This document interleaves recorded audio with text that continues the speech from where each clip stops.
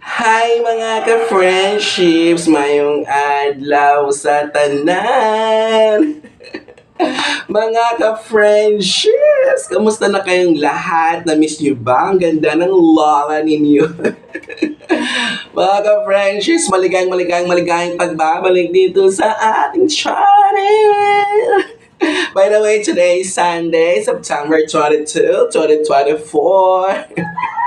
Ano nga bang content natin for today's video? Alam niyo na, may idea na kayo kung ano ating pag-uusapan sa ating video ngayon. Yes, nakita niyo na ang ating thumbnail at nabasa niyo ating title. Yan ang ating ipamimigay ngayon. So, mamimigay tayo ng mga palibreng ayudang files ulit para sa ating mga ka-friendship teachers sa grade 4 matatag files. O diba, bongga? At may bonus pa mga ka-friendships. Alam mo kung anong bonus? Chismis! Pero bago tayo mag-chismisan time, mga ka-friendships, nakoy, paliwanag ko muna, isa-isahin kung ano-ano yung mga files na pamimigay natin sa ating video ngayon. O, diba?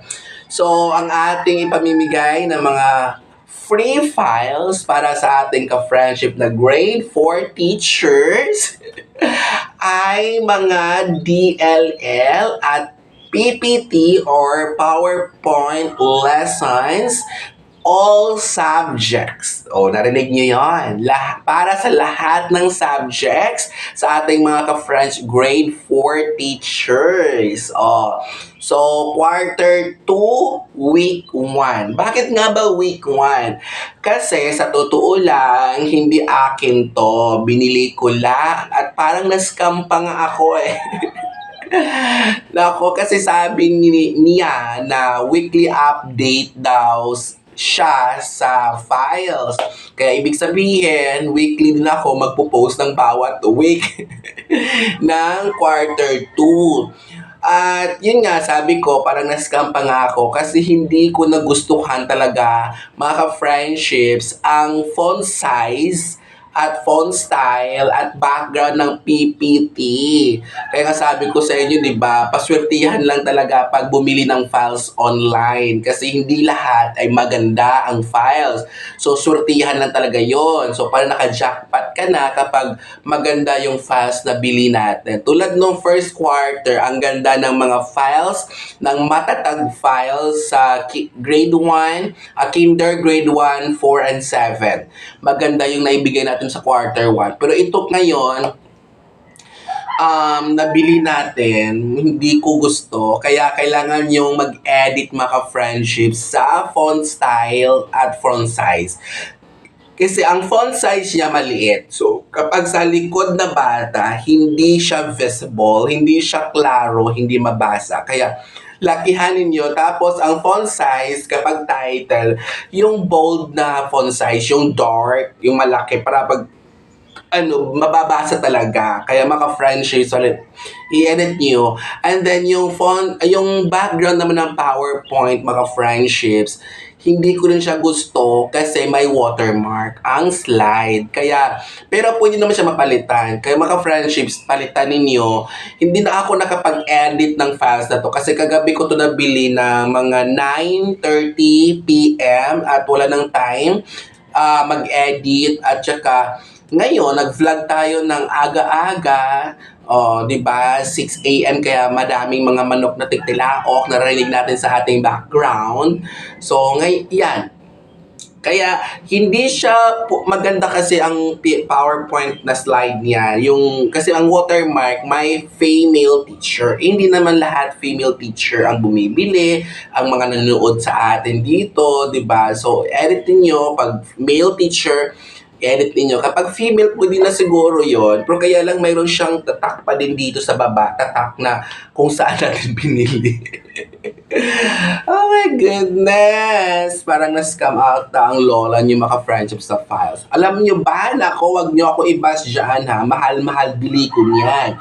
Alam niyo ba kung magkano binili ko niyan? Nako, ewan ko na lang. I-afford niyo naman din. Kaya lang, gusto ko lang talaga mag-share parati ng blessing dito sa ating channel. Yun nga pangunahin natin ang goal to help sa ating mga ka-friendships na tulungan tayong lahat. So, kaya dito, madami tayong mga free files sa ating channel. At sa mga nagtatanong sa ibang mga grade levels, kung nangyayari, dami pa rin akong nababasa sa mga comment section na Sir Jun, pahingin ng files ng grade nagpahingin si Jun sa team. Lahat na po, meron na tayong files. Ang hinihiling ko na lang sa inyong mga friendships ay konting effort. Konting sipag naman, konting oras ilaan ninyo sa paghahanap sa ating video. Punta kayo sa list of videos natin dito sa ating channel. Hanapin nyo po ang thumbnail at title ng video. Makikita nyo naman di ba?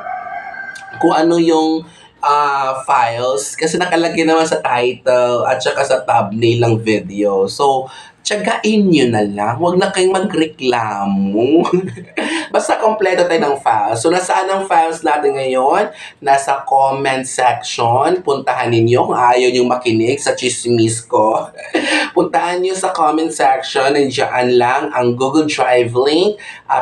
Clickable, accessible, downloadable ang ating mga free files for today's video. O yan. So, hanapin nyo na. So, sa mga gustong makinig sa chismis, magstay kayo at huwag kayong mag-skip ng ads. O, ito na nga mga ka-friendships.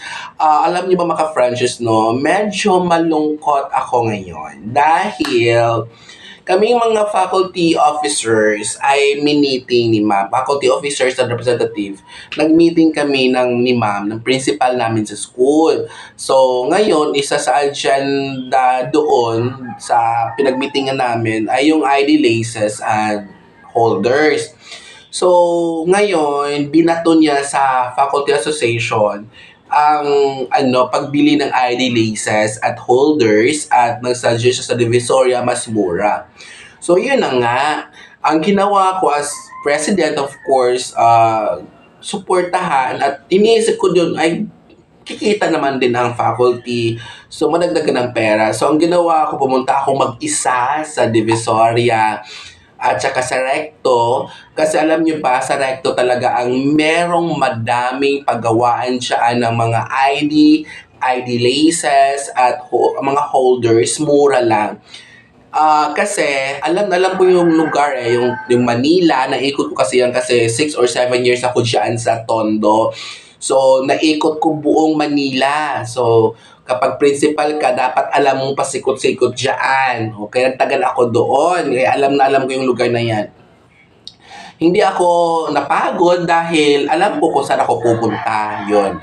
So, naghanap ako ng murang mabibiling ID laces at saka holders.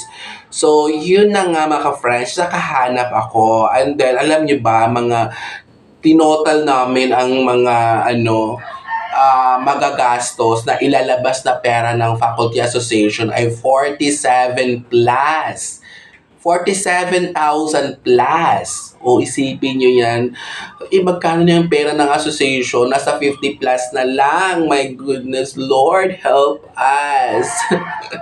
Kaya ako natatakot kasi after nung nag-chat ako sa GC namin sa school, nilagay ko doon, hindi ko ginawang compulsory ang pagbili ng ID sa school. Ang bata ay may option, pwedeng bumili sa labas. Kasi, alam naman natin, meron tayong Republic Act, di ba?